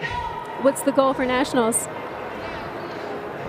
Of course, the goal is always to win, but, you know, we'll see. We're going to go back, practice, and, you know, be ready for it when the time comes. Well, congratulations, guys, and good luck with the rest of your season. Thank you. Again, Ryan there flanked by his teammates Juan Diego Castro. Justin 21 Big 12 Indoor Track and Field Championships. Things are calming down as all events have gone final, but we still have one event that has the attention of everybody. But this is where the women will be going into tomorrow. Oklahoma State is 1 point better of the home squad Red Raiders. K-State sitting there in third with a nice showing here on the opening day, with the Bears 1 spot off the team podium. 8 points back. A lot can change, though, between the start of tomorrow and the way it all finishes to deny the Longhorns sitting in 5th of potentially another Big 12 title. They've taken 6 of the last 7 and 23 total indoors. Right. It's almost a fool's game sometimes to look at the day 1 scores because there's so many events that have yet to be scored. You know, I have a feeling that the Texas women are going to come through for their 4th straight conference title. It's my prediction. While the women have completed 5 events, the men have completed 4. That's because they're multi-sport. Their heptathlon is just halfway through. It'll continue into tomorrow. But there's the home squad Red Raiders eyeing a Big 12 team championship. Texas 5 points back, and then just a point back of second, sitting in third. The Cowboys of Oklahoma State, whom we just saw take the men's DMR for those critical 10 points as well. Sooners just off the medal stand at the moment collectively as a team. So I mentioned all events, which means all scoring is in, but we still have a little action going on at the men's pole vault because Casey Lightfoot, they need to slightly tweak his last name to Lights Out, as you don't get to turn them off until this gentleman has had his 3 passes unsuccessfully at a new height. So he has set the new Big 12 meet record today at 5.83, but that's not even his own personal best. And so in a moment, they will raise the bar, will confirm the height. But he has at least 3 more opportunities before his day 1 is complete. Again, bear in mind, he has the indoor collegiate record at an even 6 meters. Right. It's a mark that just a few years ago, you know, many thought they would not see in the college ranks. Before the likes of Mondo Duplantis, Chris Nilsson have done it outdoors, but nobody has done it indoors before. So Casey Lightfoot joined some very impressive names in the all-time lists and establishes himself as someone who can compete to make that Tokyo Olympic team this summer. We also have the women's long jump, the final women's event here in progress. This is Alex Madlock with what is her first of her final 3 efforts coming up. She is currently sitting in 10th. Has already had her season best mark at a 6.01.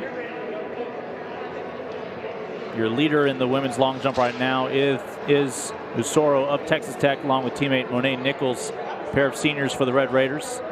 Davis of Texas sits in third right now.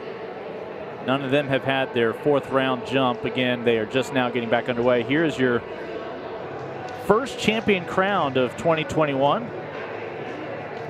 As Christine will have her next long jump effort in just a moment. That is the rest of the women's long jump that she's looking up at right now.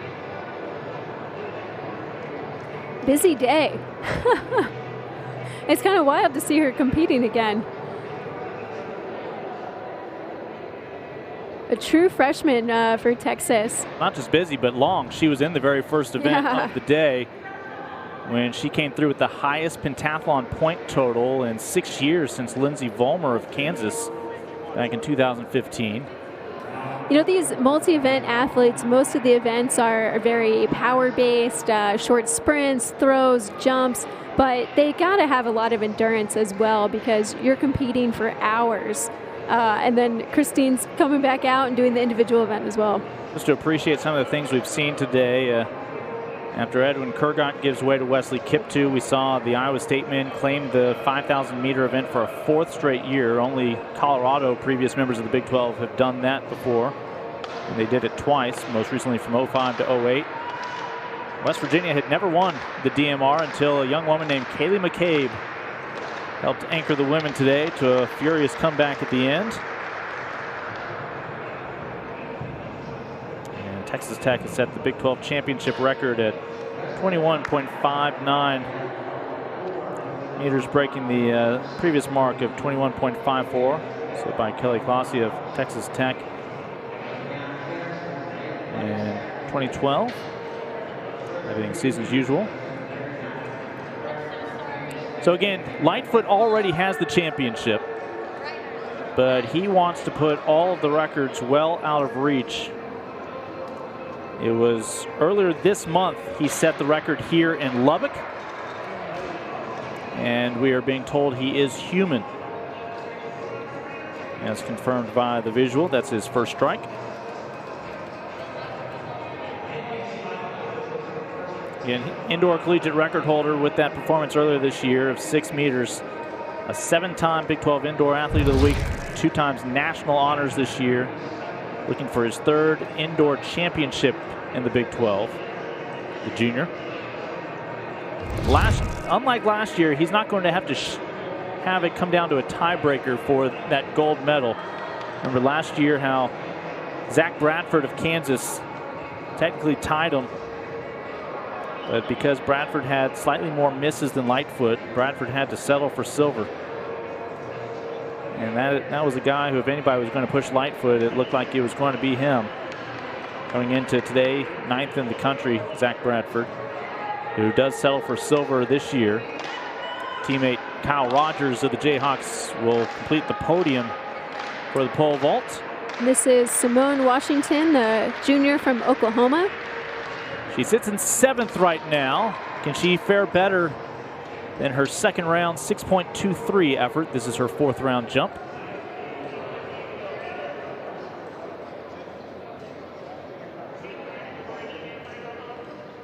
There is Mr. Bradford for a 2nd straight year. Will take silver back to Lawrence.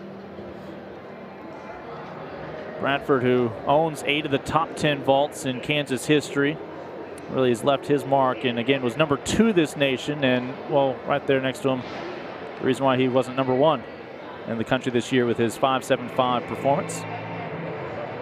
And both these men exited at after clearing 5.77, but there was a tiebreaker that favored Lightfoot, who has just continued to grow in his junior campaign.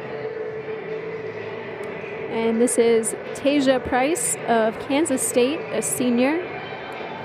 Yeah, the senior sitting in 6th right now.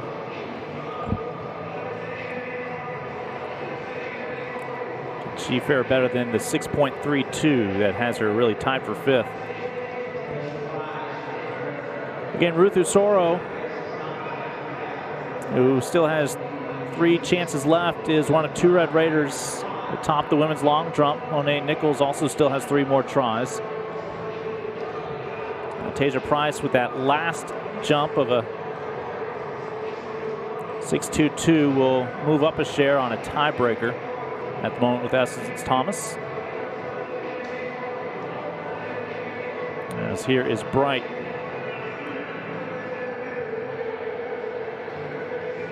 Asia Price and her Wildcats again will host the outdoor track championships this spring.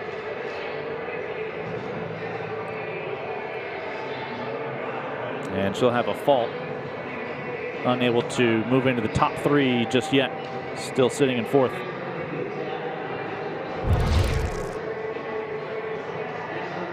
As you'll see the foul.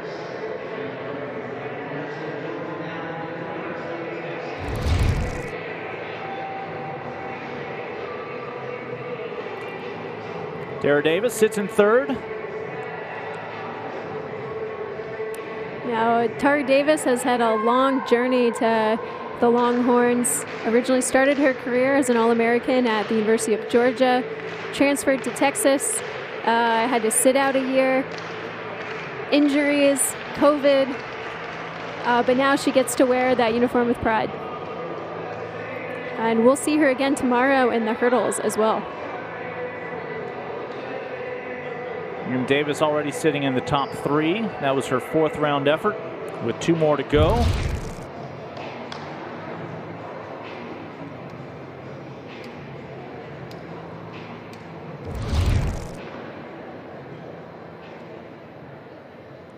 And a couple of Red Raiders to close out the 4th round. And Casey Lightfoot has already claimed the title again in pole vault, but just trying to better his mark.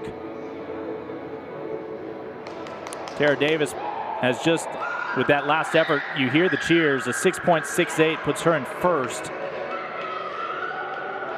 4 rounds in with a couple of Red Raiders still to go. Casey Lightfoot.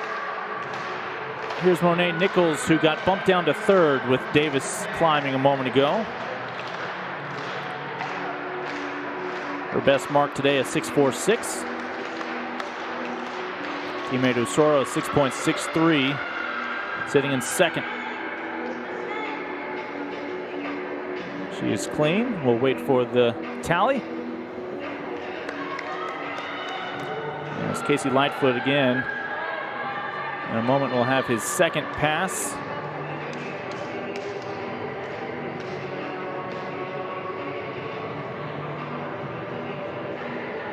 I believe this is at 5.88.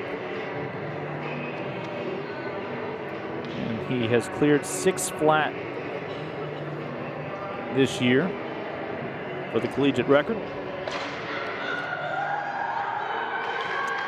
And they are going to get to raise that bar again. That was 5.9, pardon me. And I think he gets to dictate the terms now. So I wonder if he'll go straight back up to 6 meters. Again, every time he clears the bar, it is a new Big 12 meet record. There's a new. Pretty incredible 590. For him to set a new facility record, he'll have to break his own national record, which he did right here, and unable to reclaim 1st place there in the 4th round with the foul. So 4 rounds complete of the women's long jump with 2 to go. Usoro with back-to-back fouls, still sitting on a 6.63 in 2nd. Yeah, so Tara Davis actually moved ahead into the lead on that last round. Able to lead past both the Red Raiders. 111, 6.68 meters. So great jump for Tara Davis.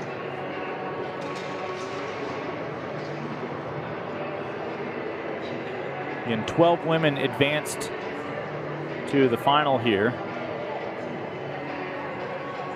out of the 2 flights. This is Erica Furbeck of Iowa State, a junior. She's currently in 12th place. She made the initial cut with what is still her best effort, a 6.01, which was her best effort on the year. And she'll have one more chance today.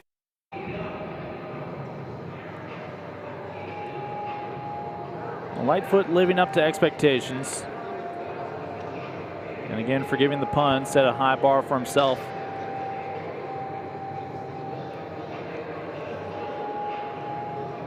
Ian Bradford outlasting the rest of the field. Bradford bowing out after 5.73. After he and Lightfoot last year tied at 5.77. Lightfoot, of course, has already surpassed that. More recently has cleared 5.9. Here's Thomas for Oklahoma. As Essence right now in 6th place with 2 rounds to go. She is clean. We'll see if she can improve upon her 6.32, which was already a season best this year.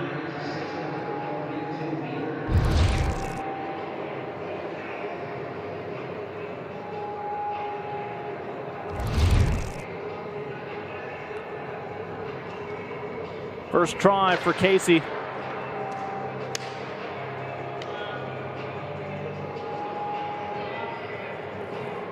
And Essence Thomas has just moved in the top 5 with that last effort, 6.2. So Casey Lightfoot has one more attempt tonight to try and equal his PR and his national record of 6 meters. And that's Simone Washington right there of Oklahoma. Junior with the foul.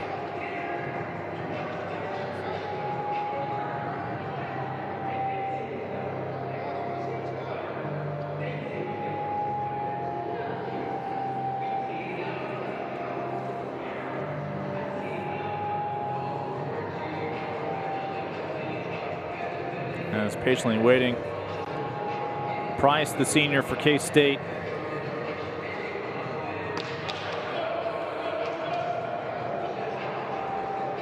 Price, your NCAA leader last year when it all came to an end with a mark of 6.65.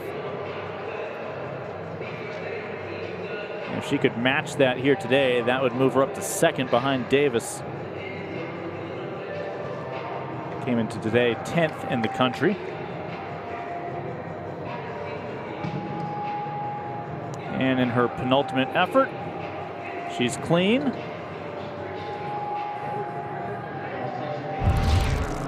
Was she able to move back into the top 3? Currently sitting in 4th.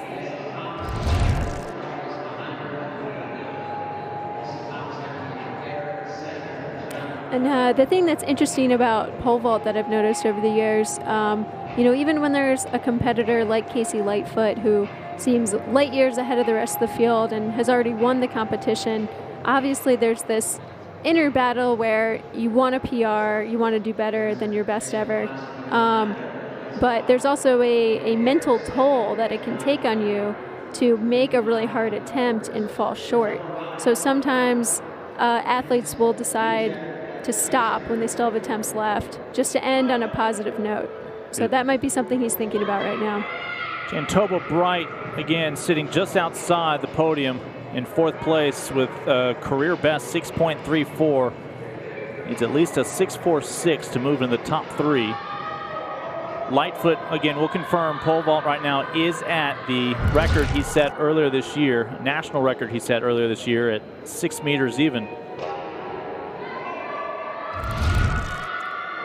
He's already had one miss. Here's Monet Nichols, who sits in 3rd right now. And the women's long jump, our final women's event of the night. Right now, the Texas Tech women sit 1 point back of Oklahoma State in the team tally. Cowgirls 31 points on the day, Texas Tech with 30.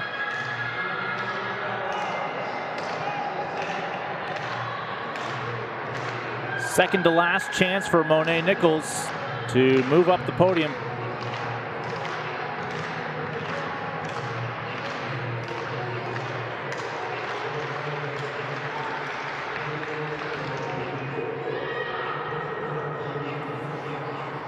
And was that enough to move her up from bronze right now?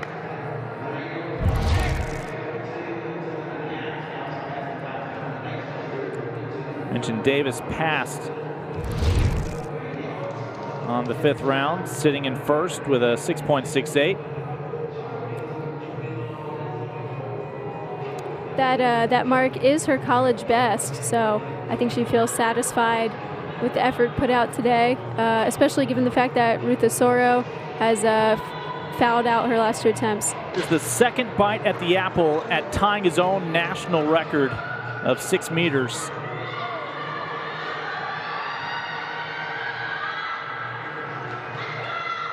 Couldn't do it again, but still, 590, 19.4 1/4 meet record here today for Casey Lightfoot. Incredible athlete, someone who we're going to be talking about for the rest of the year and into the Olympic trials. Here's Osoro trying to wrestle back gold from Davis. Again, this is the 5th round. We still have one more round to go for the women.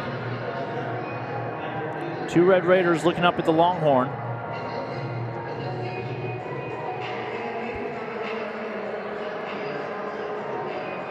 And you would have to imagine Texas Tech is going to go to bed tonight leading on the women's side, already leading on the men's side. They're a point back of Oklahoma State, but they're poised to get a lot of points from both Osoro and Nichols here in this final. And that mark for Osoro was 6:52, 21.4 1/4. Not enough to erase that lead, but they still have one more round to go. Yeah, that alone would have been good enough to put her in second, but she had already posted a 6.63. Here's the final effort for Furbeck here in the 6th round. Currently sitting in 12th in the women's long jump. Made the cut today for the finals out at the flight at 6:01. As her first day in Lubbock is complete for the junior. After a season best showing already today, that's what she's looking up at. And you see all the different bests season and career posted. Perhaps a little less surprising today, even with elevation of competition. Not as many events under the belts of a lot of these individuals, now peaking at the right time. And that was a 5.99, so Furbeck's best showing today was a 6.01. That does move Furbeck on a tiebreaker into 11th, but Keisha Welcome can possibly wrestle that back here. And a sophomore for the Sooners among those who posted a season best today, with her 2nd round effort of a 6.01. Big thanks to everybody who has staffed this first day of the championships, and for all the sports information directors with whom we've been in touch past couple of weeks getting ready for this event. Those SIDs are heroes more than ever, because not only are they juggling their typical spring sport, but a lot of them also are juggling some fall sports that have stretched out a little bit longer than usual. That's right. As Welcome with her final effort here in Lubbock today. That's going to be a foul. So she will finish 12th in the 2021 women's long jump. Alex Madlock sits in the top 10, the senior, with one more to go in a moment. Very tight down in this 9 through 12 spot. The best mark for all these women is 6.01 meters. We'll point out Casey Lightfoot does have one more try at 6 meters. And based on his body language, looks like we may see him give it that 3rd pass. That would be to tie his own collegiate national record that he set on this pit earlier this year. He has already wrapped up the gold. He's already claimed the meet record and shattered it. Now it's his own fault that he hasn't claimed more records today, because he set them so high earlier this month.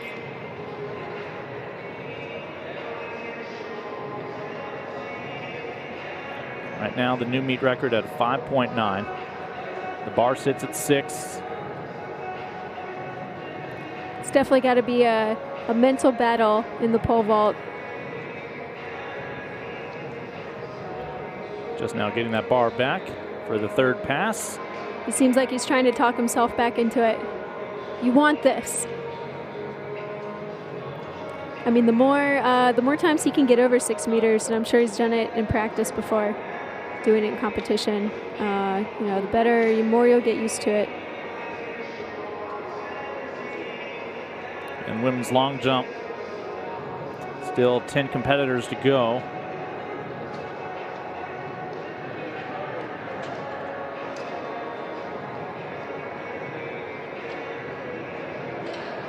It's not often these gentlemen are asked to put the bar at 6 meters.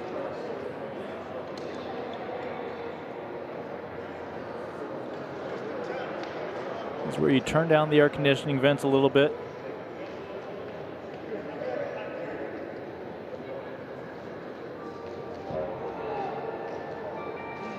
Or at least point them in a different direction. Apparently it is cold in there, if we're judging by Wesley Kiptu's gloves during that 5K. That's what I should have asked him. I should have asked him how cold it is in there. All right, so Alex Madlock's been patient. This is her 6th round effort. All right, getting the crowd hyped. The senior for Baylor already a season best today. Among those in the pack at 6.01. Alex Madlock with her final effort here on day 1. And we should definitely note that, even being outside of the top 3, all these athletes are aiming for that at least number 8 spot so that they can claim at least 1 point for their team. And that number 8 spot is just 6.04 meters, so not that much far off their best today. But we'll see just in a moment what Alex was able to do. Yeah, that doesn't yet factor in her last effort. We're still waiting for that score.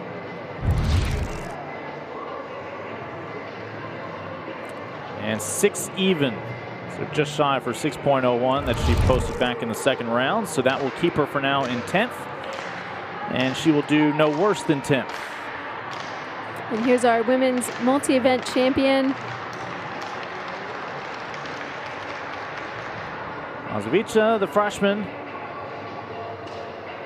Already a nice debut today. In her first ever Big 12 championship, claimed the first Big 12 title of the day with that multi-sport performance in the women's pentathlon. She sits in 9th before that last jump. And a 5.9 will keep her in 9th, where she will finish in 2021 as a freshman. Nice showing for the Latvian. All 8 of those names ahead of her still subject to change. None of them will finish worse than 8th. And we see the hug with teammate Tara Davis, who's currently leading the competition for the Longhorns. Now this is Rihanna Phipps, the freshman for Kansas State. 6.04 has her in 8th. Can she sneak up a little bit higher in the points? I'm not sure that was enough to improve her best. Yeah, Phipps, the freshman, now done for the day.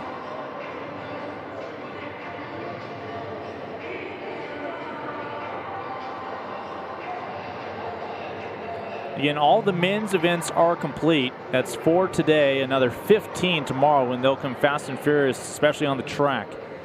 Texas Tech is 5 points better than Texas on the men's side, 30 points to 25. Oklahoma State with 24 is in 3rd. Oklahoma for the men in 4th. And that was a 5.64 for Brianna Phipps, the last long jumper. Up next is Essence Thomas. The senior looking to better her mark of 6.32. Tiebreaker not in her favor, has her in 6th, just outside the top 5.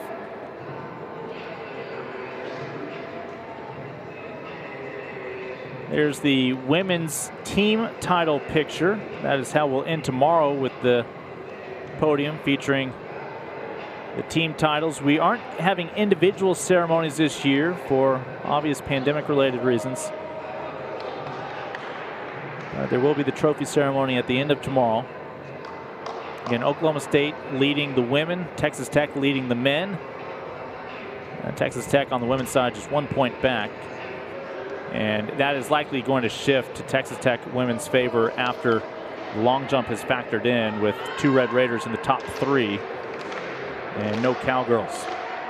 And here's Simone Washington of Oklahoma, the junior. Had a career best with her second round effort of a 6.23.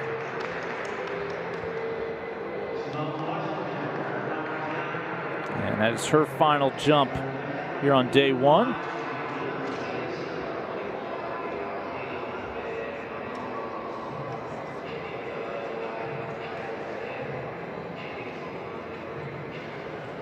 See if she moves up. Will do no worse than 7th. A 5.93 will keep her right there in 7th place in this year's long jump indoors. So now 6 women remaining, battling for the title, including Price, one of the favorites coming into this event. Her first pass was her best. That first round, a 6.32 today. Has her in 5th.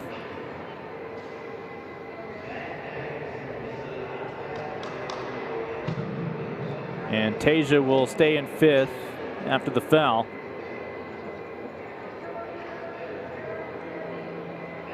And now that means only her teammate Bright will have a chance to deny our current podium finishers of Davis, Usoro, and Nichols. Let's see if Bright can make a move, at least on bronze. Her best performance today was a 6.34. She needs at least a 6.46 to make things interesting. Despite already the personal best.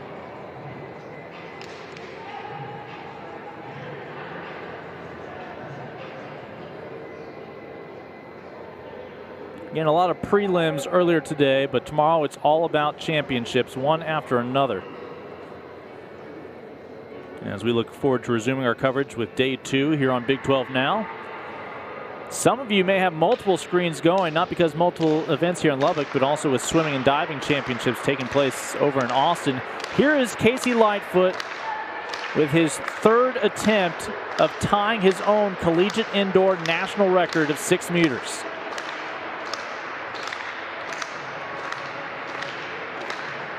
The juniors set that record right here in Lubbock earlier this month. Oh, man. And his record will hold, but that'll do it. The Bear in the green and gold will take the gold once again in the men's pole vault. Definitely a lot more to see from Casey Lightfoot this year. Really excited for this young talent, stepping up into a new level after all the challenges of 2020. The embrace was Zach Bradford, who last year was able to tie him. Lightfoot would take the gold on a tiebreaker. This year, Bradford again takes silver. Kyle Rogers, another Jayhawk, takes 3rd. Here is Bright trying to climb into the top 3 with her last effort.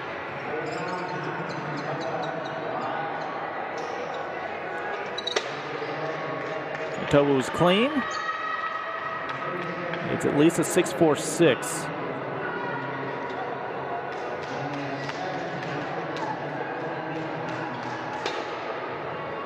And this doesn't yet factor in her 6th round, but she and the 3 names ahead of her still factoring into that podium finish. A 6.43 has her just short of moving up into 3rd, but that is now a new career best for her. So you see her joy as she raises her own standard. That's a great way to go out on this first day for her. Tara Davis skipped the 5th round. It was back in the 4th round with a 6.68, where she shot up to the top spot. She'll try to put it out of reach here. Such a dynamic performer. Tara Davis is always really fun to watch. It's a clean jump. And she's trying to hold off Usora and Nichols, a pair of Red Raiders who still have one more jump to go.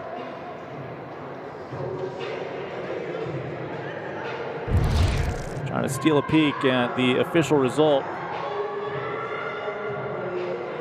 6.41. So 6.68 is where Davis will leave it, with only 2 Red Raiders who can deny her the title here in 2021 in the women's long jump. And Tara Davis could be a candidate for our high point scorer of the weekend. She's also one of the top performers in the 60